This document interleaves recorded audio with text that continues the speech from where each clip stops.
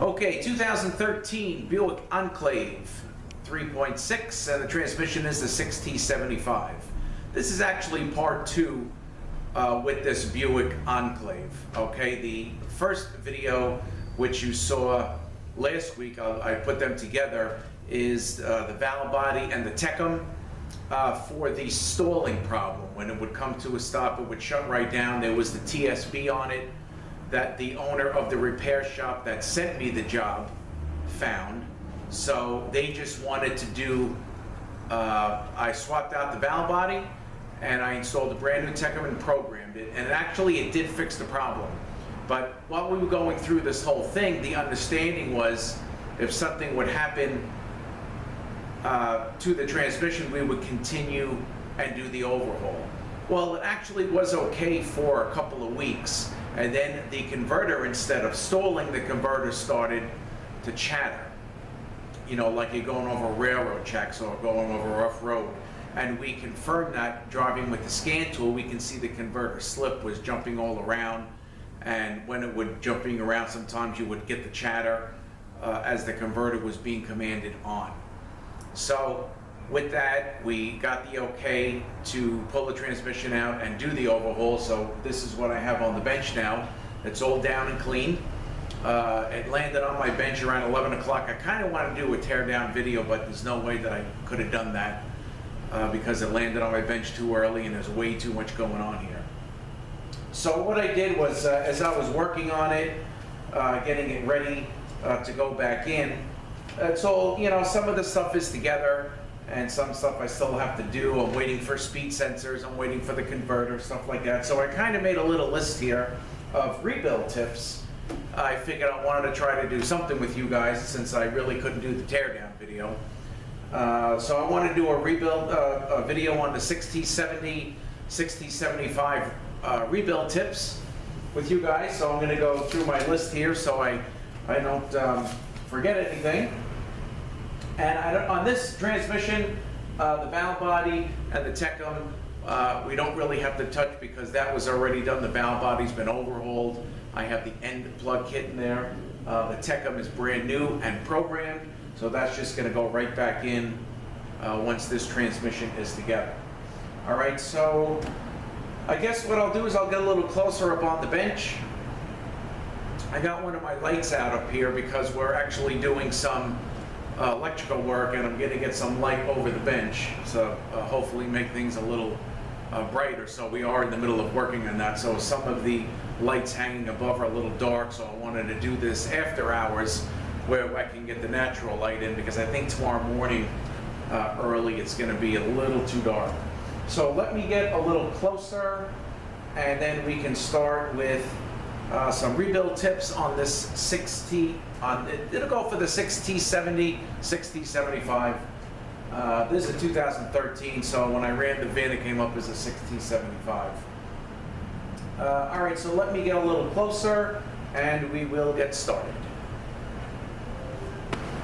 Okay, so on the 6T70, we're going to start with the rear cover. All right, so I took my stator off here, I put new rings on it, and I fitted them right into the back of this drum, one ring at a time, and I put it in there, and that worked out real nice.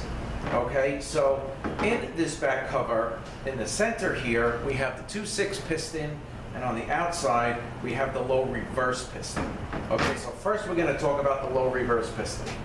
All right, this piston, of course, will fit any way, but it can only go in one way.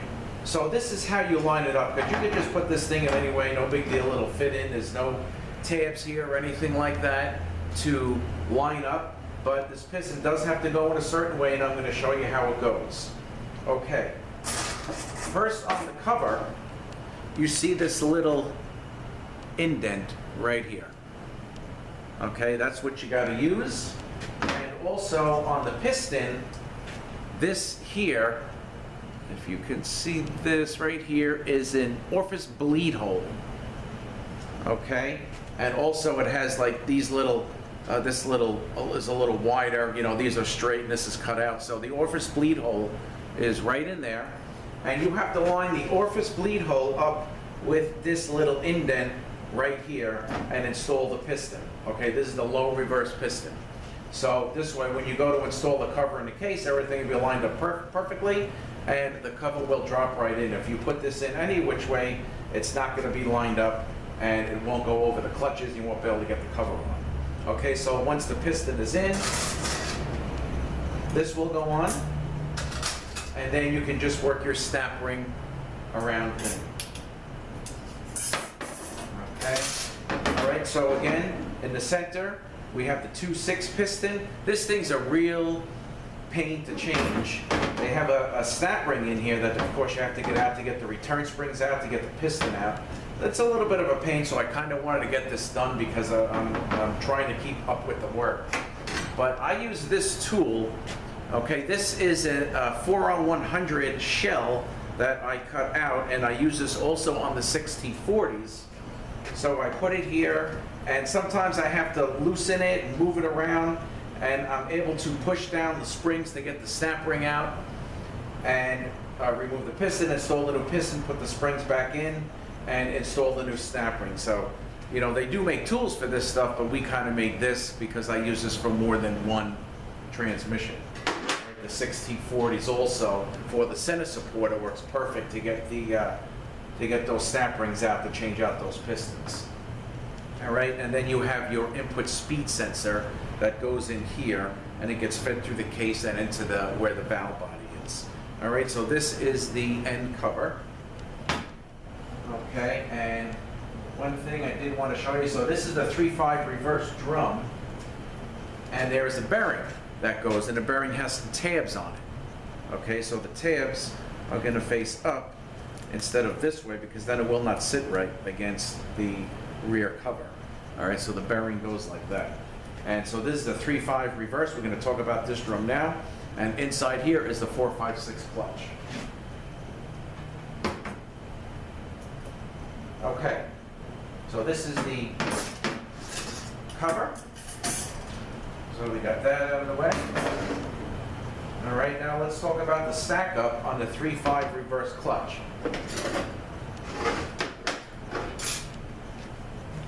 Okay, so here is my new piston. Here is the how the piston, what the piston sits in, and the return springs. You know, the apply plate for the piston, and then you have your snap ring that would go on this side to hold everything down. Okay, but before you put these in, you have to load up the 3.5 reverse clutches on here and put the snap ring in, because it'll be low enough to get the snap ring in, and then when you put everything in, everything gets raised up and the snap ring will not fit. Okay, so we have the wave steel here, and this is the original one. You know, this is an updated one. It's pretty beefy. And just to let you know, I ordered one to kind of get the part number for you guys for this updated wave steel for the 3.5 reverse that always breaks. And the GM part number is 242-54103. That's 242-54103, AC Delco, 3.5 reverse wave steel, the updated one. All right, so I'll probably hold on to that because we do enough of these anyway. So here is the new 3.5 reverse wave steel. We're going to put this on first, and then we alternate the steel clutch. Okay, so we can go ahead and do this. And a lot of times when the 3.5 wave steel goes bad, it takes the drum out, it takes the snap ring out, so you got to get all that set up. But you know, this wasn't the case here. Okay, here is the snap ring. Okay, so now, since we are low enough, the things are steels are low enough, we can put the snap ring on. It snaps right in, and then when you put the back together, this is going to raise up, and it kind of gets countersunk into the pressure plate there. So once you load the back in, you'll never get the snap ring on. So you got to load this in, and then you go ahead, grease all this up, and put the back together. Okay, so you put the snap ring, you put the springs, the piston, you know, I don't have any grease on it yet, and then you put this on, okay? And then you got to line up the apply plate. This tab here goes here. All right, and don't press it down too far because you'll break that tab right off. All right, so the tab is going to sit here like that. You push it down, and then you put a snap ring in between the tab. You put the snap ring there. All right, so that's how that goes. All right, so that is the 3-5 reverse drum, and inside here is the 4-5-6 clutch drum. And you got here's the hub for the 4-5-6. So you got a bearing here, you got a bearing here. That'll go right on. Spin right on. Give me 1 second, I'll be right back. Okay, next we're going to look at the transfer gear assembly. And one thing I wanted to point out is this seal back here. I'm going to change because this is for the converter. And if you know, this again had a converter chatter, so that's one of the main reasons why we pulled the transmission out and we're going further and doing the overhaul instead of just throwing a converter in it, because you have a bushing in here and you have a seal in here that can cause converter problems. Okay, also, there is a transfer gear sealing ring right here that I put on, and I had to put a hose clamp around it because there's really no chamfer. It fits in the converter, so I put this hose clamp around it for about a minute to resize it. They do make a resizer and install in a resizer, but I don't have that, so I did that, and I fit it into the converter, and it fit in just fine. Okay, also there is a plastic washer here for one of the pump drive gears. Pump is a chain-driven pump. Okay, so there is the transfer gear, and this seal, you know, is pretty much a must if you're going to be working on these. Definitely change it and make sure this bushing in here is good, because they will both cause converter codes or converter problems. Okay, now this piece here, they call this a fluid trough assembly. All right, it has an O-ring on here. It sits in the, I think in the main part of the case. It bolts in, and it has a little check ball in here, if you can see that. And if you can hear that, the check ball, they wanted free. Okay, this is probably some kind of a lube, but they call it a fluid trough assembly. All right, there's a ball in there that should rattle, which it is. So that is good. Okay. What else do we got? Okay. All right, now, let me just go get the cases, because I want to go over some stuff with the cases, and then that's pretty much about it. This is your pump assembly here. All right, this you know, is good. I don't really take this apart. And these are the drive gears and the chain assembly for the pump. All right, and they have plastic washers that you got to make sure they go back in place. All right, and this is your input speed sensor. I am waiting for another one that is coming tonight. Okay, let me just get the bell housing part first.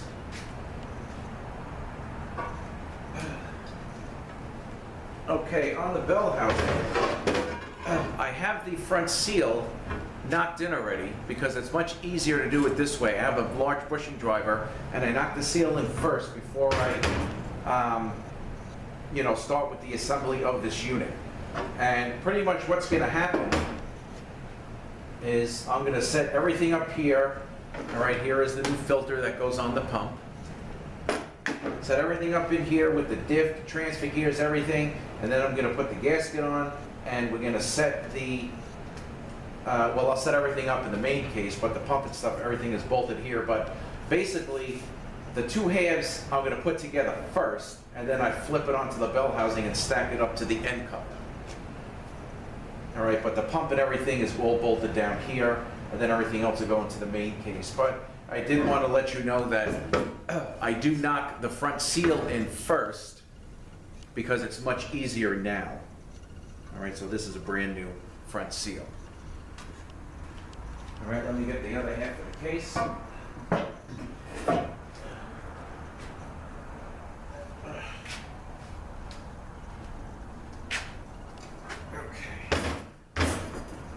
So here's the front half. where the transfer gear, let me back out a little bit. Okay, and then I might probably get you right up close because I want to go over a few things on how some stuff on the other side, steels and the low diode, get placed. Okay, so the diff will go here, the transfer gear or the idler gear with park and stuff goes here, and then you put your seals here. That is these seals. Okay, that goes there. And then we go ahead and put the gasket on. This takes the gasket, and we'll bolt it together, and then flip it over and build it up from here. Okay, and this, I wanted to show you this seal. This is the seal for this. All right, that's what it looks like, little metal clad seal. That goes right in here.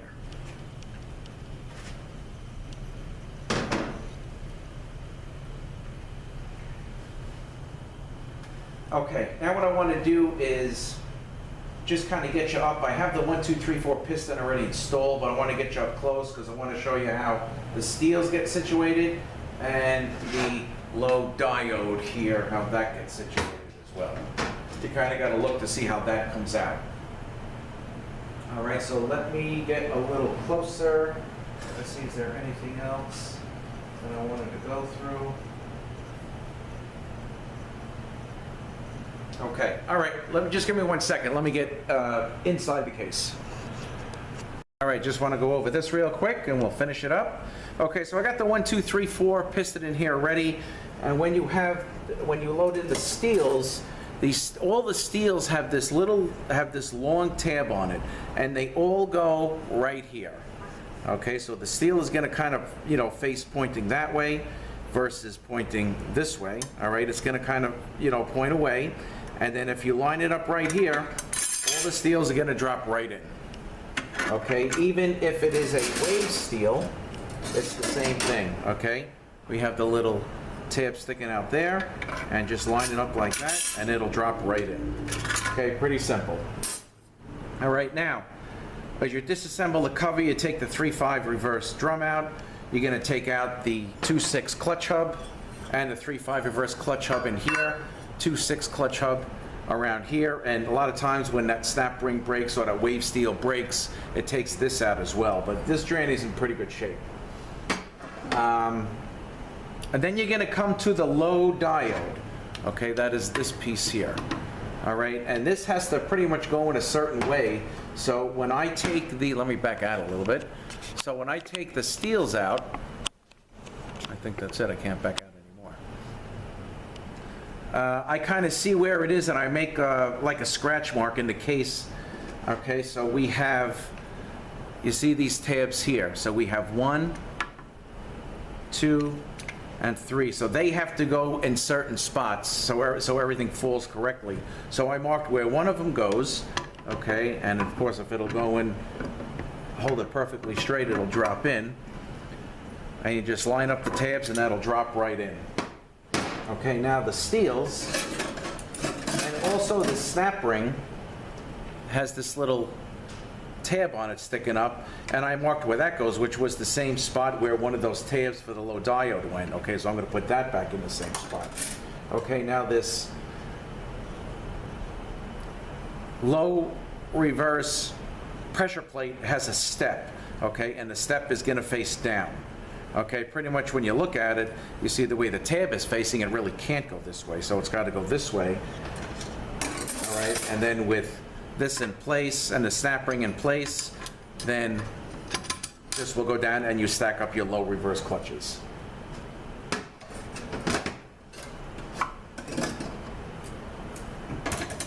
Okay, let me just move this out of the way. Anything else on here?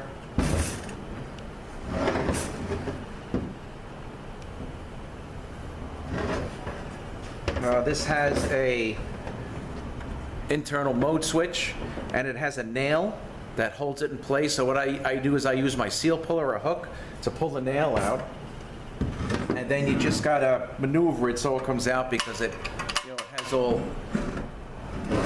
has the linkage rod on it as well. So I just gotta kind of maneuver that to get that out.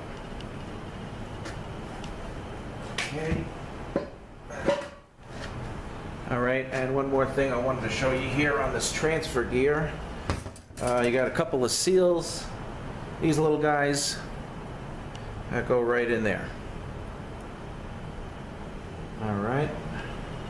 One more thing with the case I wanted to show you, now that I'm looking. Okay, this is the valve body. Valve body goes in here, and you have a seal that goes right in there, and that seal looks like that.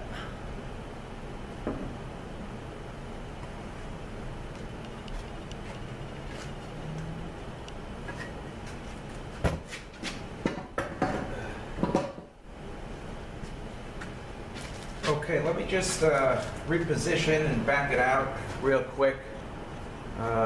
Just want to show you a few more things, and then we'll end it because I'm actually losing my light, and it's getting dark in here because that one light is out. So give me 2 seconds. Let me reposition, and we'll finish it up. Okay, real quick on the valve body. This is a heat sink for the computer. Probably absorbs heat as this thing heats up because it sits right over it. In the kit, they give you like this rubber gasket that kind of sits in here, and you just got to put it on correctly so the bolt holes are not blocked, and it'll kind of lock itself in place. And if you're ever changing the Tecum, all right, you don't want to forget to put your seal on because it'll come without it. And if you don't have it, just switch it over. If you're overhauling it, just change it again, because you go ahead and put that cover on, forget about it, and then it's going to leak. Okay, here is the cover. And the good thing with this is there is a dipstick, where the 6040 does not have that. All right, this is the brand new Tecum, already programmed. So that's good to go. And the valve body, pretty much we did a couple of weeks ago, and that's good to go. All right. These aside here. All right, and I guess that is about it for these rebuild tips on this 6T75, and of course it would go the same for a 6T70. That would basically be in an earlier model. All right, also in the bell housing, there's one bolt that kind of holds this oil baffle in place. There's also a magnet on there that I cleaned. I showed you the brand new filter.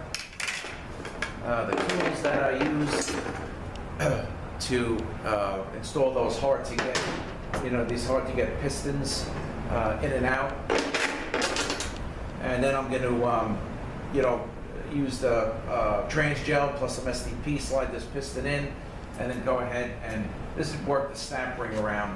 It's really not that hard to do, like the 1, 2, 3, 4, it goes right in. And this one here, shouldn't be a problem. Just kind of work it around, it'll go right in. This thing is, pretty flexible where it shouldn't be an issue. Okay, here are the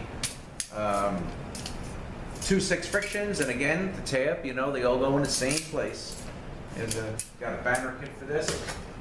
Some of the clutches were a little dark, but I said if that doesn't work and we're going to do the overhaul, it's going to get a banner kit, new speed sensors.